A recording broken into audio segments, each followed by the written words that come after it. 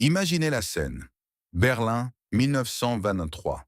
Vous êtes un ouvrier d'usine et il est 11 heures du matin. Un camion de 5 tonnes entre dans la cour. Le caissier principal grimpe sur le toit et commence à jeter des liasses de billets dans la foule. Vous attrapez les vôtres et vous courez, vous ne marchez pas, vous courez. Parce que votre femme est déjà à la porte de l'usine avec une brouette. Elle prend l'argent et sprint chez le boulanger avant midi. Parce qu'après midi, le boutiquier réétiquette chaque prix. Le café que vous pouviez acheter pour 5 000 marks ce matin coûte 14 000 marks à midi. Le journal qui coûtait 50 000 marks au petit déjeuner en coûte 100 000 le soir. Un journaliste berlinois nommé Friedrich Kroner l'a documenté en temps réel. Le billet de banque encore humide de l'imprimerie, versé comme salaire hebdomadaire, perd de sa valeur sur le chemin de l'épicerie. Vous deviez avancer plus vite que la presse à imprimer. C'était la survie dans l'Allemagne de Weimar. Maintenant, voici la question que plusieurs d'entre vous ont posée après la dernière vidéo. Vous empilez des pièces. Vous détenez de l'or et de l'argent physique. Et vous voulez savoir quand la monnaie de papier meurt réellement. Comment la dépensez-vous? Que donnez-vous à quelqu'un? À quoi ressemble cette transaction en pratique? Les archives factuelles de l'Allemagne de 1921 à 1923 apportent une réponse précise, et ce n'est pas la réponse à laquelle la plupart des gens de cette communauté s'attendent. Voici ce qui sidère les gens. La plupart des Allemands ordinaires n'avaient pas d'or lorsque l'hyperinflation a frappé. Non pas parce qu'ils n'avaient même pas réussi à se préparer, mais parce que le gouvernement le leur avait déjà pris. 9 ans avant la crise, volontairement, grâce à une campagne si efficace qu'elle a dépouillé toute une classe moyenne de sa seule protection réelle, avant même qu'elle ne sache qu'elle en aurait besoin. L'or avait disparu avant le début de la crise, non pas saisi sous la menace d'une arme, mais donné. Et cela change tout dans notre façon de penser à ce qui va suivre. Laissez-moi vous montrer les archives factuelles, car cette histoire a été racontée 100 fois et presque toujours de travers. La première chose que montrent les archives factuelles est ce qui est réellement arrivé alors. 4 août 1914, le premier jour de la Première Guerre mondiale. La Reichsbank suspend la convertibilité en or. À partir de ce jour, le gouvernement allemand mène une campagne avec un slogan « De l'or pour du fer ». Les citoyens sont encouragés à donner leurs bijoux en or, leurs montres, leurs alliances. En échange, ils reçoivent des substituts en fer portant l'inscription « J'ai donné de l'or pour la défense de la patrie ». Des millions d'Allemands ordinaires ont obtempéré. Ils étaient des patriotes. Ils ne faisaient pas confiance à leurs institutions. En 1923, alors qu'une miche de pain coûtait 200 milliards de marks et que le mark perdait 30% de sa valeur pendant que vous faisiez la queue, l'or avait déjà disparu. Non pas confisqué sous la menace d'une arme pendant la crise, mais donné 9 ans plus tôt, volontairement en échange de fer. Les personnes qui possédaient encore de l'or en 1923 n'étaient pas des Allemands ordinaires. C'étaient les riches qui avaient discrètement échappé à la campagne. Des industriels ayant des relations internationales. Ceux qui avaient eu assez de clairvoyance pour thésauriser alors que tout le monde autour d'eux se rendait. La leçon dont personne ne parle. Le gouvernement n'a pas eu besoin de confisquer l'or pendant la crise. Il avait déjà résolu ce problème, avant que quiconque ne comprenne qu'il y aurait une crise. L'or avait disparu avant le début de la crise, non pas saisi sous la menace d'une arme. Donné. Si vous regardez ceci et que vous avez de l'or entre les mains en ce moment, comprenez ce que cela signifie réellement. Vous êtes déjà dans une position différente de celle de la plupart des Allemands en 1923. La question est de savoir ce que vous en ferez le moment venu. La deuxième chose que montrent les archives factuelles est ce que les gens utilisaient réellement comme monnaie. Ce n'étaient pas des pièces d'or remises au comptoir d'un magasin. Le dossier documenté est précis sur ce point. Ce qui se rapprochait le plus d'une monnaie de survie universelle pendant l'hyperinflation de Weimar était le dollar américain. Une dépêche diplomatique britannique de 1922, rédigée par Lord d'Abernon, l'ambassadeur britannique à Berlin, rapportait qu'il ne connaissait guère d'allemand, quel que soit son sexe, qui ne spéculait pas sur les devises étrangères. Des millions de personnes thésaurisaient des billets de banque étrangers et non de l'or, des dollars, des livres, des francs suisses. Stefan Zweig, l'écrivain autrichien qui a vécu cette période, l'a dit directement. Quiconque avait des devises étrangères à échanger le faisait d'heure en heure. Ernest Hemingway a envoyé des dépêches de Kehl, en Allemagne, pour le Toronto Star en septembre 1922. Il a traversé le Rhin depuis la France avec 10 francs et 90 cents en monnaie canadienne. Lui et sa femme ont dépensé sans compter durant la journée. À la fin, il leur restait 120 marks. La boulangerie où il s'est rendu était constamment envahie par des Français traversant la frontière pour exploiter le taux de change. C'était un côté de la médaille. Voici maintenant l'autre. Hemingway a également documenté ce qui arrivait aux Allemands sans devises étrangères. Il a acheté 5 pommes et a payé avec un billet de 50 marks. La femme lui a rendu 38 marks de monnaie, 12 marks pour 5 pommes, moins de 2 cents en monnaie réelle. Un gentilhomme allemand, aux cheveux blancs qui se tenait à proximité, a soulevé son chapeau et a demandé combien coûtaient en les pommes. Hemingway le lui a dit. L'homme a secoué la tête. Je ne peux pas payer cela. C'est trop. Cet homme n'était pas pauvre selon les standards allemands. Il avait des économies. Il avait fait confiance à ses institutions toute sa vie. Et 12 marks, 2 cents, c'était au-delà de ce qu'il pouvait se permettre. C'est ce qu'une hyperinflation fait aux économies. Pas un krach soudain, mais un broyage quotidien lent jusqu'à ce que 12 marks fassent la différence entre manger et ne pas manger. Les pièces d'or allemandes d'avant-guerre existaient. La pièce d'or de 20 marks, 7,16 grammes d'or pur. Ces pièces ont conservé leur valeur absolue. Un mark or en 1914 achetait le même panier de biens qu'un mark or en 1924 après la stabilisation. C'était le bon actif. Mais voici ce que les archives factuelles montrent réellement sur la façon dont elles étaient utilisées. Elles étaient thésaurisées, pas dépensées. La loi de Gresham, dans sa forme la plus pure, la mauvaise monnaie chasse la bonne. Lorsque les marques-papier circulaient aux côtés de l'or, personne ne dépensait l'or. On dépensait le papier et on gardait la pièce. Au dernier stade de la crise, les magasins ont commencé à refuser entièrement les marques-papier et à exiger de l'or ou des devises étrangères. Mais à ce moment-là, la plupart des Allemands ordinaires n'avaient ni l'un ni l'autre. C'est là que se situe l'écart entre ce que la communauté de l'or discute et ce que les archives documentées montrent. Détenir de l'or est là le bon instinct. Mais comprendre comment l'or fonctionne réellement dans une hyperinflation réelle est une question totalement différente. La troisième chose que montrent les archives factuelles est l'apparence réelle des transactions. Anna Eisenmenger était une veuve viennoise. Elle a tenu le journal de sa survie. Le jour de l'an 1919, elle a utilisé la chaîne de montre en or de son défunt mari pour obtenir par troc 4 sacs de pommes de terre. Pas pour acheter, pour troquer. Une chaîne en or contre des pommes de terre, échange direct, pas de monnaie rendue, pas de prix affiché. 2 personnes qui s'accordaient sur une valeur. Elle a aussi écrit ceci. La panique défie tous les décrets légaux. Même le plus respectable des citoyens autrichiens enfreint désormais la loi, à moins qu'il ne soit prêt à mourir de faim par souci d'obéissance. Stefan Zweig a documenté ce qui se passait quand l'or et les dollars n'étaient même pas disponibles. Les gens utilisaient eux des alliances, de l'argenterie de famille, des peintures, de la porcelaine fine, des livres. Il a décrit des fermes rurales se remplissant de pianos, de livres reliés en cuir et de cristal accumulés auprès de familles citadines qui les apportaient dans la campagne et les échangeaient contre des pommes de terre et du lait. Les fermiers étaient heureux de les prendre. Ils refusaient le marc. Une alliance pour un sac de pommes de terre. C'est la transaction réelle au niveau de la rue lors d'une hyperinflation. À la fin de 1923, plus de 4000 entités distinctes imprimaient leur propre monnaie d'urgence, le Notgeld, sur du papier, de la céramique, du cuir, de la soie, du bois et de la poussière de charbon compressée. Les aciéries Krupp à Essen imprimaient des marques Krupp pour leurs ouvriers.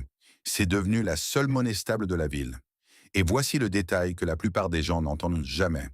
Le Notgeld le plus significatif n'était pas du tout libellé en marques, mais en unités stables du monde réel. Seigle, blé, charbon, kilowattheure d'électricité, mètre cube d'eau. Une obligation libellée en seigle émise à Oldenbourg en 1922 payait 125 kg de seigle et était remboursable 4 ans plus tard à 150 kg, soit un rendement de 4,5%. En seigle, pas en marque, en seigle. Lorsque l'unité de compte officielle s'effondre, l'économie ne s'arrête pas. Elle réévalue tout dans l'unité qui conserve une valeur stable. Dans l'Allemagne de 1923, c'était le dollar, le boisseau de seigle, le kilowattheure et la pièce d'or, à peu près dans cet ordre d'utilité quotidienne. Si vous réalisez que l'histoire qu'on vous a racontée sur l'or dans l'Allemagne de Weimar manque de ses chapitres les plus importants, cliquez sur le bouton d'abonnement. Cette chaîne présente les archives factuelles, pas la légende. Et il y a beaucoup plus dans ces archives qui changent le calcul sur ce que vous devriez faire en ce moment. La quatrième chose que montrent les archives factuelles est dans qui a survécu et qui n'a pas survécu. Les personnes les plus détruites par l'hyperinflation de Weimar n'étaient pas les pauvres. Les pauvres avaient peu à perdre. Les personnes les plus détruites étaient de la classe moyenne instruite. Médecins, avocats, professeurs, fonctionnaires, le Bildungsbürgertum, comme l'appelaient les Allemands. Ils avaient acheté des obligations de guerre par patriotisme. Ils avaient des comptes d'épargne. Ils avaient des polices d'assurance vie avec des versements nominaux garantis. Ils avaient tout fait correctement selon toutes les règles qu'on leur avait apprises. Maximilian Bern était un Berlinois âgé. Il a retiré ses économies de toute une vie, 100 000 marks, autrefois suffisant pour une retraite confortable. En 1923, cela permettait d'acheter un ticket de métro. Il a fait un dernier tour dans sa ville. Puis il est retourné à son appartement. L'historien Frederick Taylor a documenté ce qui s'est passé ensuite. Le père d'Alter Levy a souscrit une police d'assurance vie en 1903. Il a payé mensuellement pendant 20 ans. À l'échéance en 1923, il l'a encaissé. Il a acheté une miche de pain. Une police d'assurance vie payée mensuellement pendant 20 ans. Une miche de pain. Ce ne sont pas des métaphores. Ce sont des cas documentés, des individus nommés, des résultats vérifiés. Les personnes qui ont survécu étaient celles qui détenaient des actifs ayant une utilité réelle ou une interchangeabilité internationale. Le propriétaire foncier qui avait emprunté des marques-papiers avant la crise et les avait utilisés pour acheter une ferme a remboursé la totalité du prêt dans une monnaie sans valeur, achetant ainsi la ferme gratuitement. Le fermier qui produisait sa propre nourriture a cessé d'accepter les marques entièrement et a vu des familles citadines lui apporter de l'argenterie et des tableaux en échange de pommes de terre. Et tout en haut de la liste des survivants, Hugo Steen, l'homme que le magazine Time appelait en 1923 le nouvel empereur de l'Allemagne. Avant et pendant l'hyperinflation, Steen a emprunté des sommes énormes en Reichsmarks et les a utilisées pour acheter des actifs tangibles. Mines de charbon, aciéries, lignes maritimes, journaux, hôtels. Il stockait ses bénéfices sous forme d'or dans des coffres de banques suisses. Il a remboursé chaque dette en marque-papier, valant une fraction de ce qu'il avait emprunté. Stefan Zweig l'a décrit comme ayant acheté des mines de charbon, des navires, des usines et des domaines de campagne pour ainsi dire pour rien. Emprunter dans la monnaie qui s'effondrait, acheter des actifs réels, stocker les bénéfices en or à l'étranger, rembourser les dettes en papier. C'est la stratégie de préservation de patrimoine la plus documentée de la pire hyperinflation de l'histoire occidentale. Cela n'a rien à voir avec le fait de donner une pièce d'or à un boulanger. Maintenant, voici ce que les archives factuelles disent tant que vous faites réellement. La question que plusieurs d'entre vous ont posée est « Comment puis-je effectuer des transactions en or et en argent lorsque la monnaie de papier meurt ?» La réponse honnête et documentée est que vous ne le faites généralement pas, du moins pas de la manière suggérée par la question. Ce que les personnes qui ont survécu ont réellement fait se décompose en 4 méthodes documentées. La première était le troc privé. L'or et l'argent faisaient l'objet de transactions directes de personne à personne. Une pièce pour un mois de loyer, une chaîne de montre pour des pommes de terre, des bijoux pour l'accès à des terres agricoles. 2 personnes s'accordaient sur la valeur. Pas de monnaie rendue, pas de reçu, pas d'étiquette de prix. La chaîne de montre d'Anna Eisenmenger pour 4 sacs de pommes de terre. C'est la forme documentée de la transaction. La deuxième était la conversion dans la monnaie parallèle du moment. À Weimar, c'était le dollar américain. Ernest Hemingway est le cas documenté. Il a traversé le Rhin avec des francs, les a convertis à un taux officieux, a dépensé librement et s'en est mieux sorti alors que ses voisins allemands ne pouvaient pas s'offrir de pommes. Dans chaque hyperinflation documentée, une devise étrangère devient l'unité de compte fonctionnelle avant que la monnaie officielle ne s'effondre totalement. Les détenteurs d'or qui comprenaient cela convertissaient leur or dans cette devise à des points d'échange officieux, puis effectuaient leurs transactions en dollars. La troisième était l'indexation sur les matières premières. Vous cessiez de fixer les prix dans la monnaie qui s'effondrait, vous les fixiez en seigle, en charbon, en kilowattheure. Les ouvriers de Krupp payaient en marks Krupp convertibles en nourriture. Les obligations d'Oldenbourg libellées en boisseaux de seigle. Lorsque l'unité de compte s'effondre, le commerce se réorganise autour de l'unité qui conserve une valeur stable. Les gens qui comprenaient cela fixaient le prix de leurs actifs en unités stables avant d'en avoir besoin. La quatrième était la rapidité. Sebastian Hafner, qui était un garçon à Berlin en 1923, a décrit le rituel du jour de paix de son père dans ses mémoires. Recevoir le salaire, acheter immédiatement un abonnement de transport mensuel, se faire couper les cheveux, puis convertir tout ce qui restait en produits secs avant la prochaine période de paix. Vous ne gardiez pas de papier pendant la nuit. Vous traitiez chaque paiement comme un jeton à convertir immédiatement en quelque chose de réel. Les gens qui considéraient les salaires comme de l'épargne ont été détruits. Les gens qui considéraient les salaires comme des jetons temporaires à échanger le jour même de leur arrivée ont survécu. Aucune de ces quatre méthodes ne nécessite de remettre une pièce d'or à un caissier devant une caisse enregistreuse. Toutes les quatre nécessitent d'avoir réfléchi au problème avant l'arrivée de la crise. Voici la phrase que Stefan Zweig a écrite à propos des personnes qui n'y ont pas pensé à temps. La lenteur de réflexion et la confiance dans l'expérience antérieure ont été punies par la faim et la mort. L'action impulsive et la compréhension rapide d'une situation nouvelle ont été récompensées. Compréhension rapide, pas la bonne pièce, mais le bon modèle mental construit avant le moment où il était nécessaire. Maintenant, la fin de la crise et ce que cela signifie pour les détenteurs d'or aujourd'hui. 15 novembre 1923. Le gouvernement allemand introduit une nouvelle monnaie appelée le Rentenmark. L'histoire officielle, elle était garantie par des hypothèques sur les terres agricoles et des obligations industrielles, une encre stable après le chaos du papier-marque. Les archives de factuels, la garantie était largement fictive. Hjalmar Schacht, l'homme crédité de la stabilisation, a admis plus tard qu'il avait du mal à croire que quiconque se sente rassuré en sachant que sa monnaie était théoriquement convertible en une forêt reculée de Thuringe. Le Rentenmark n'était même pas une monnaie légale, juste un moyen de paiement légal. Et pourtant, les prix se sont stabilisés en quelques jours. Schacht a dirigé la stabilisation depuis un placard à balai qui sentait encore les serpillières. Sa secrétaire a décrit sa routine quotidienne. Il était assis dans sa chambre, sombre et fumait.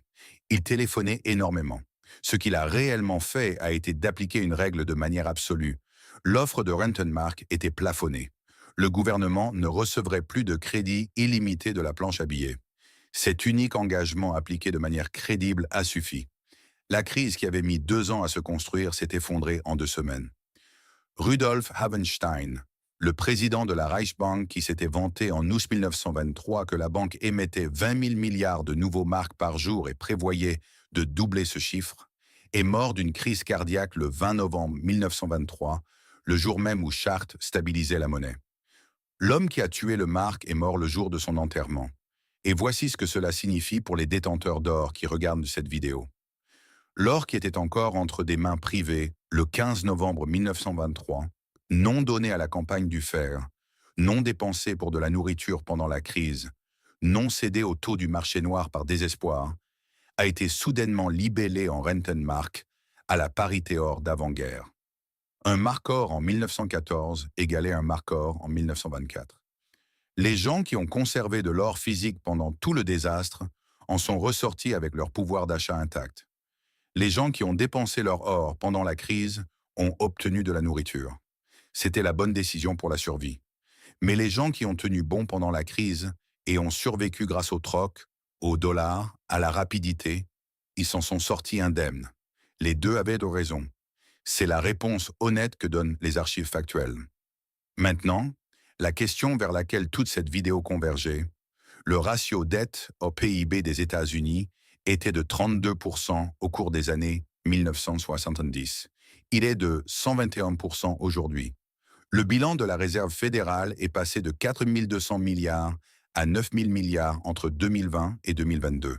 La masse monétaire M2 a bondi de 25%, rien qu'en 2020, la plus forte expansion annuelle de l'histoire américaine. Les banques centrales du monde entier ont acheté plus de 1000 tonnes d'or en 2022, plus de 1000 en 2023, plus de 1000 en 2024. 3 années consécutives au-dessus de 1000 tonnes, soit le double de la moyenne de la décennie précédente. Ce ne sont pas les actions d'institutions qui ont confiance dans la stabilité à long terme de la monnaie de papier. Ce sont les actions d'institutions qui se prémunissent contre un scénario dont elles ne discutent pas publiquement. Les archives factuelles de l'Allemagne de 1914 à 1923 vous donnent un cadre pour interpréter ces actions. L'or avait disparu des mains ordinaires avant la crise parce que les gens ordinaires faisaient confiance à des institutions qui se préparaient discrètement à quelque chose de différent. Ceux qui s'en sont sortis sont ceux qui avaient déjà agi selon ce que les preuves montraient avant que le moment de la crise ne rende l'action manifestement impossible. La classe moyenne allemande a fait confiance à ces institutions. Ils ont donné leur or pour du fer. Ils ont gardé leurs économies en marque. Ils ont conservé leur police d'assurance vie et leurs obligations de guerre. Une police d'assurance vie payée mensuellement pendant 20 ans a permis d'acheter une miche de pain. Le registre factuel de ce qui est arrivé aux personnes qui ont fait confiance aux institutions et de ce qui est arrivé à celles qui ont fait confiance à l'or est précis, documenté et vieux de 100 ans. La question n'est pas de savoir si vous avez entendu parler de l'Allemagne de Weimar. La question est de savoir si vous avez lu l'autopsie réelle. Plusieurs d'entre vous ont demandé dans les commentaires ce qu'il était advenu des personnes qui détenaient de l'or pendant la stabilisation. Comment elles s'en étaient sorties alors que l'Allemagne se reconstruisait dans les années qui ont suivi. Le dossier documenté sur cette transition est précis et plus qu'un peu surprenant. Si cette plongée profonde dans les archives factuelles a changé votre regard sur la monnaie dans votre poche et l'or dans votre coffre, abonnez-vous et aimez cette vidéo. Nous nous consacrons à découvrir l'histoire qu'ils ont essayé d'enterrer. Protégez votre avenir en comprenant le passé. Le prochain chapitre de cette enquête sera ouvert bientôt.